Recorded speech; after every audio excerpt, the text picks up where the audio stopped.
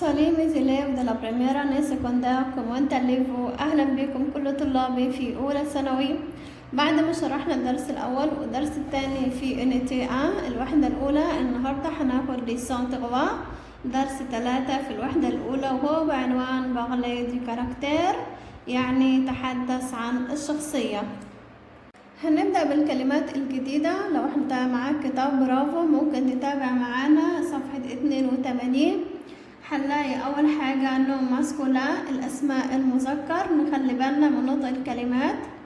ان كاركتير اللي هي زي ان كاركتر بالانجلش، اللي هي معناها ايه؟ طبع أو سمة.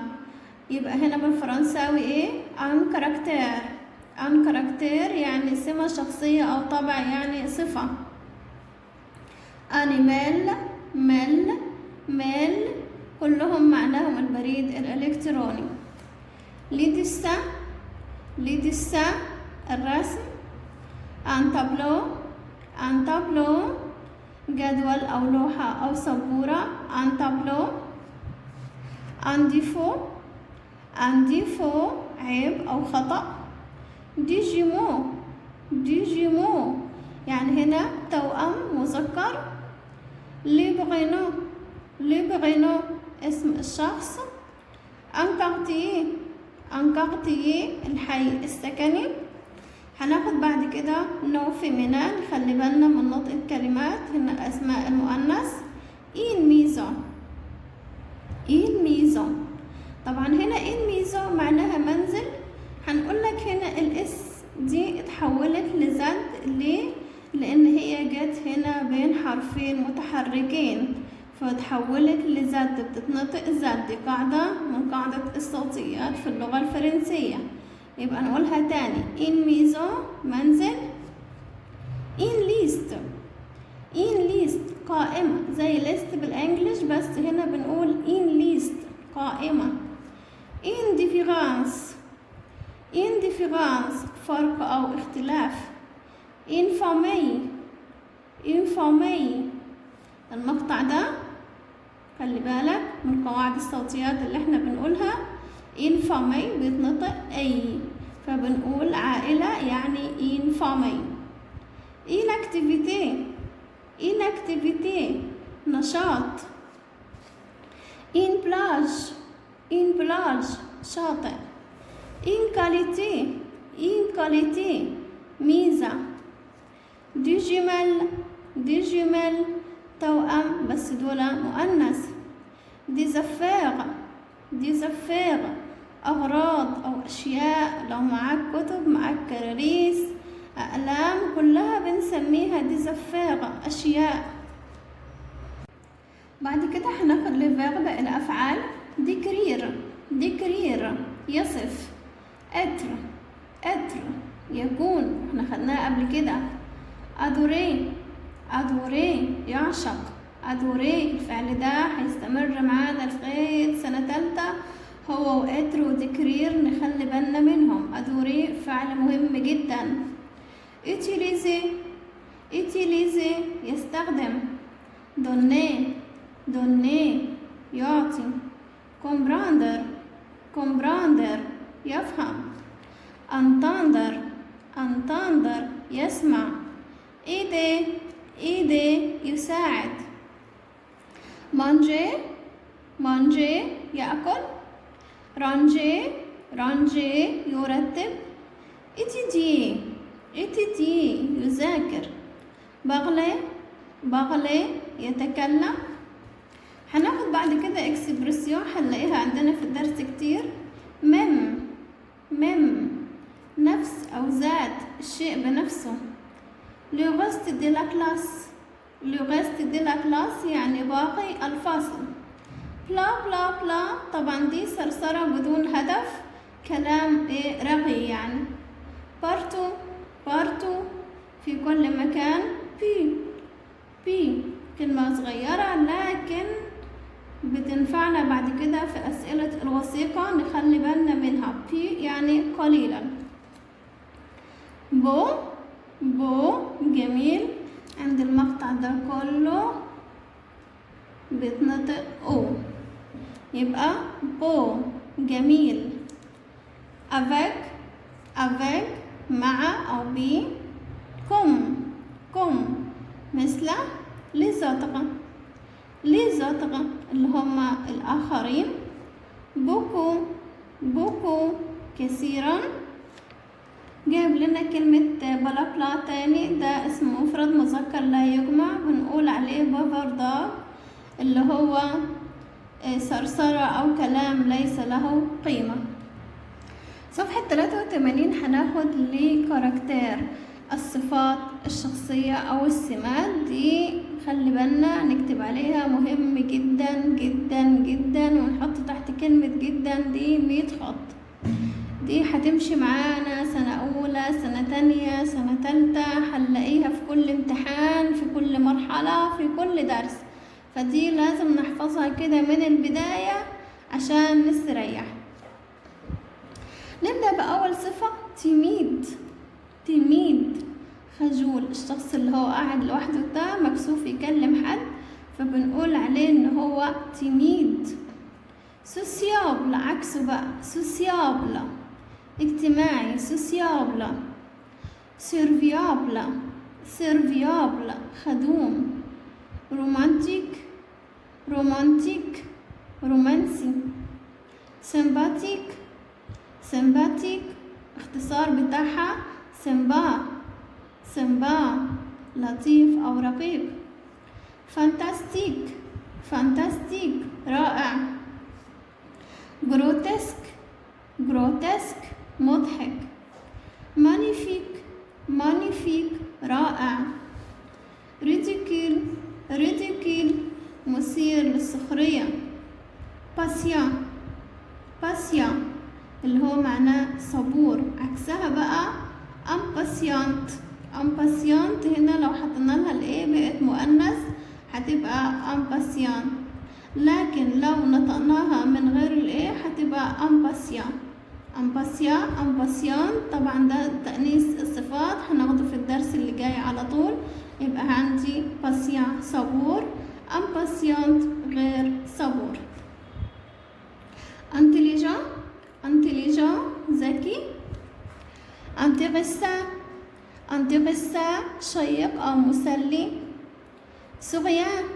سوريان مبتسم، لو خليناها مبتسمة هتتنطق الت هتبقى سوريانت مبتسمة، وهكذا انترسا تبقى انترسانت. طبعا ده مش موضوع درسنا، ده هناخده المرة الجاية ان شاء الله. إديو أحمق أو أبله. جورمو شره أو أكول، شخص بيحب الأكل. بافار طبعا صرصار أو كثير الكلام، لو صرصارة هتتنطق الدي فهنقول بافارد كثيرة الكلام بترغي وخلاص بافارد. جينيال عبقري. أردني منظم. ديزوردوني غير منظم عكسها. سيريي جاد، بياخد الأمور بجدية، المؤنث بتاعها سيريز جادة. نرفيز عصبية. نرفيز. جانتي لطيفة. جانتي. دوس هنا دي متنطقش، دوس رقيق أو رقيقة، دي المذكر وده المؤنث بتاعها. صفحة 84 هناخد فيها الوثيقة دي، لو احنا هنلاقيها في كتاب المدرسة كمان. انت بتتكلم جد؟ الوثيقة بتقول لنا ريجارد بيالي ديسا، يعني هنا شاهد الرسم. لي بول بوي شوازي لا بون ريبانس. ماتيلد بريزانت سي كوبين à sa mère. هنا ماتيلد بتقدم صديقتها إلى والدتها. نخلي بالنا هنا الصورة الأولى دخلت الأم فبتقول لهم أوه، فهنا ماتيلد اللي هي قاعدة دي بتقول لها بونجور مامو صباح الخير ماما. تبدأ ماتيلد تعرف مامتها على أصدقائها. فبتقول لها هنا أول صورة voici Pauline et Martine. ها هي طبعا voici خدناها من الكلمات اللي بنستخدمها لتقديم الأشخاص. ها هي بولين ومارتين. بعد كده فهنا صديقتها دي بترد على الأم بتقول لها بونجور مدام، بتحييها. هما الاتنين اتكلموا في نفس واحد، بيقولها بونجور مدام صباح الخير. فهي بتقول لهم الأم vous êtes des amis du basket، هل أنتم صديقاتها في الباسكت؟ فهي هما بيردوا ويقولوا وي. ناخد الصورة نمرو 3. فالأم هنا بتسأل واحدة من الصديقات بتقول لها اتوا تي لوسي، وانتي اسمك لوسي؟ فبتقول لها نو جو سوي أليكسيا، لا أنا اسمي أليكسيا. فماتيلدي هنا بتقول لها لوسي سي ال، لوسي اهي ال سان جمال، هما الاتنين توأم. خدنا من شوية كلمة جمال والتوأم بنات. فبعد ما خرجت الأم فصديقاتها بيعلقوا بيقولوا لها اللي سامبا تامير، اللي سامبا تامير يعني إنها لطيفة والدتك. لو خدنا بعد كده الأسئلة سيبق سان دون، هؤلاء الأشخاص موجودين فين؟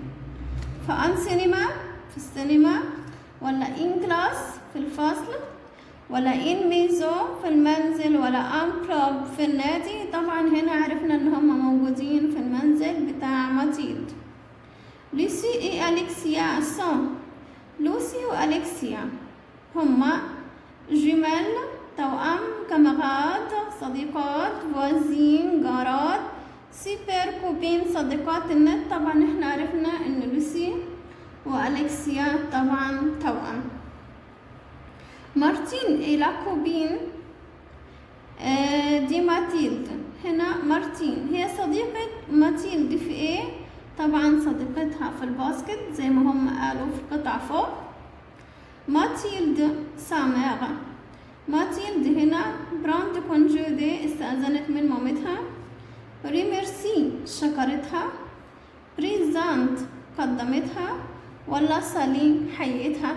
طبعا هنا هنقول سالي لان هي اول ما دخلت على طول الام فقالت لها ماتيلد ايه بونجور ماما. واحنا خدنا كلمة بونجور من الكلمات بنستخدمها طبعا للتحية. صفحة 85 ليسي دي كومو بوي شوازي لا بون ريبونس. هنا عبارة عن ميل مرسل من أندرو نادر إلى نادر. أوبجي الموضوع بتاعه كاركتير بيتكلم عن الصفة. سالي جو مابيل أندرو، أنا اسمي أندرو. جي 20 عندي 20 سنة. جو سوي أوردوني انتليجان، الصفات اللي احنا خدناها من شوية وقلنا عليها مهمة. أنا أكون منظم وذكي. جابيت أولاندغي. جي 3 سيبر كوبان، أنا عندي 3 أصدقاء نت. ناتان، ليو، إي كريم. نتا إي سوسيابل، نتا إي سوسيابل يعني اجتماعي. إلافيت أباري يعيش في باريس. ليو إي غورمون، ليو هنا بيحب الأكل. إلافيت أليون هو بيعيش في مدينة ليون. كريم إيه تيميد خجول، مي لكن انتليجان ذكي. إلابيت أوكير بيعيش في القاهرة. طيب الأسئلة، أندغا بيت فين؟ هو قال لنا هو بيسكن فين؟ طبعا هنا في لندن. بعد كده نتا إيه صفته إيه؟ نرجع للقطعة قال لنا إن هو سوسيابل. أندرو عنده كم سنة؟ قال لنا فوق عنده 20. لازم نكون حافظين الأرقام بالحروف وبالكتابة. انتليجا في 2 في القطعة قال لنا إن هما أذكياء. مين؟ لو رجعنا للقطعة هنلاقيهم أندرو وكريم. كده يكون انتهى الفيديو بتاعنا النهاردة. اللي ما ذاكرش الدرس الأول والتاني سيلفو بلاي من فضلكم ذاكروهم لان هم مترتب عليهم بعد كده الشرح بتاعنا. حاسب لكم الروابط في الوصف بتاعت الدرس الاول والتاني، ذاكروهم. والمرة الجاية ان شاء الله هناخد الجزء الثاني من الدرس الثالث، هيكون في فيرب اتر وهيكون في تأنيث الصفات، ازاي نحول الصفة من المذكر الى المؤنث. اتمنى تكونوا استفدتوا من الفيديو بتاعنا، اعملوا لايك واشتراك في القناة وفعلوا الجرس عشان يوصلكم الجزء الثاني، يوصلكم كل جديد. وأوروفوار.